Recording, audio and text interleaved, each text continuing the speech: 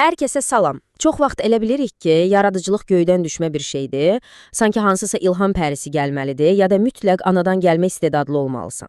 Amma bugün biz tam başqa bir mənzərəyə baxacaq, yaradıcılıq və nəzarət psixologiyasını müzakirə edəcəyik.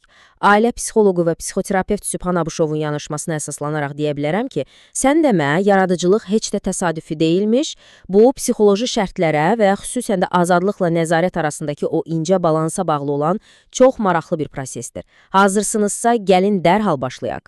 Gəlin çox sadə, yəqin ki, hamımızın yaşadığı bir situasiyanı təsəvvür edək.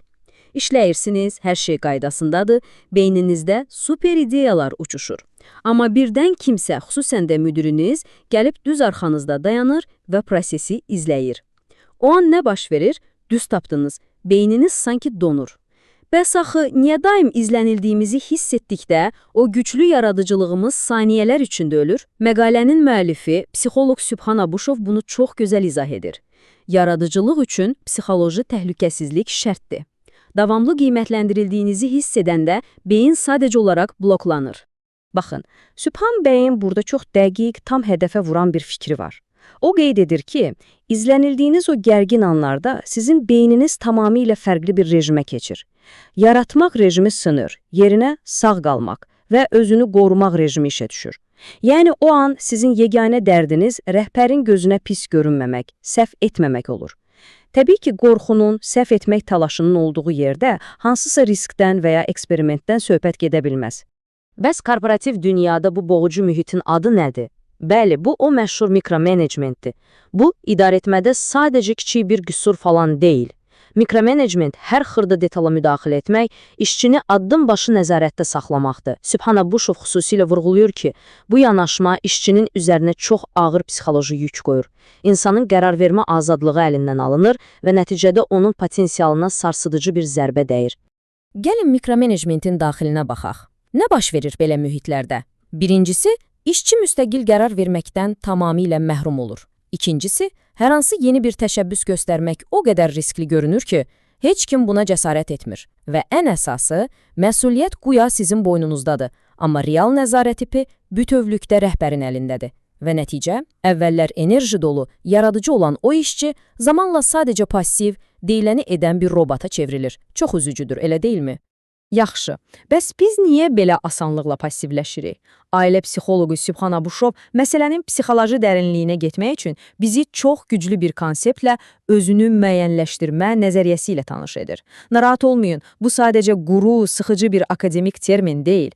Əksinə bu nəzəriyyə bizim iş zamanı niyə həvəslə çalışdığımızı və ya niyə anidən tükəndiyimizi izah edən bəlkə də ən fundamental çərçivədir.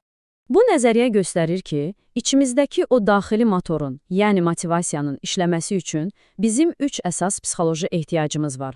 Avtonomiya, kompetensiya və əlaqə. Yəni biz etdiyimiz işdə azad olmalı, özümüzü bacarıqlı hiss etməli və eyni zamanda komandayla dəyərli bir bağ qurmalıyıq. İndi isə təsəvvür edin ki, həddindən artıq nəzarət gəlir və məhz bu 3 sütuna amansız zərbə vurur. Sərt nəzarət həm daxili inamımızı, yəni kompetensiyamızı şübhə altına alır, həm də iş mühitindəki o isti əlaqələri dondurur. Bütün bunların içərisində ən həlledici olanı isə avtonomiyadır. Bəli, hamısı vacibdir, amma Sübhan bəy qeyd edir ki, məhz avtonomiya yaradıcılığın döyünən ürəyidir. Əgər siz işinizi necə görəcəyinizə özünüz qərar verə bilmirsinizsə, o daxili yanacaq, motivasiyanız tükənir, istək azalanda isə yaradıcılıq potensialı sadəcə dibə vurur. Çünki sərbəstlik olmayan yerdə beyin yeni nəsə yaratmaq əvəzinə ancaq komandaları icra edən mexanizmə çevrilir. Bəs bu mikromanagement prosesi psixologiyamızı daxildən necə çöktürür?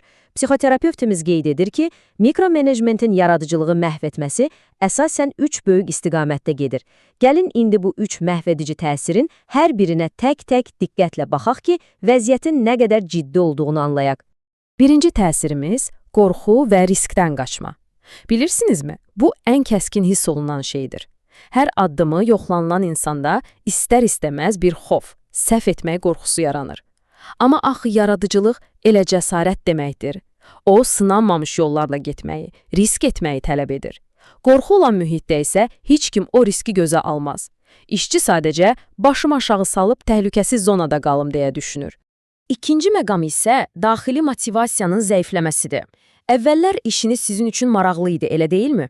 Ora nələrsə qata biləcəyinizi bilirdiniz. Amma o sonsuz müdaxilələr, xırdaçı düzəlişlər işi gətirib elə bir nöqtəyə çıxarır ki, o artıq sadəcə mexaniki, yorucu bir tapşırığa çevrilir.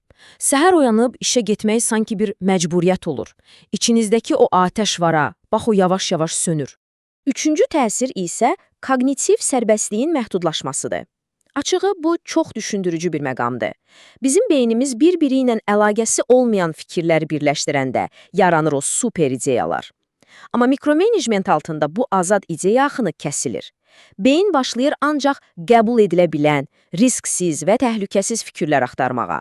Nəticədə düşüncəmiz o qədər şablon, o qədər sıxıcı olur ki, yaradıcı qığılcımlardan əsər əlamət qalmır.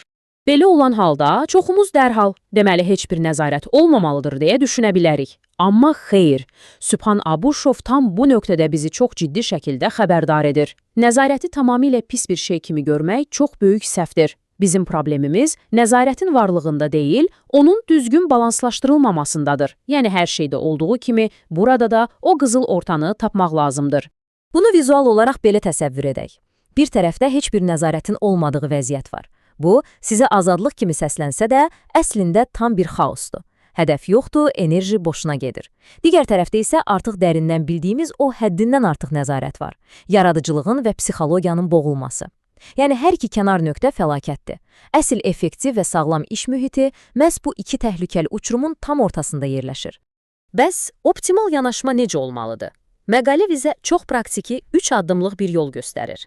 Birincisi, rəhbər olaraq məqsədləri və gözləntiləri çox aydın şəkildə müəyyən edirsiniz. İkincisi, işin ümumi çərçivəsini qurursunuz. Baxın, bura qədər struktur yarandı, bitdi.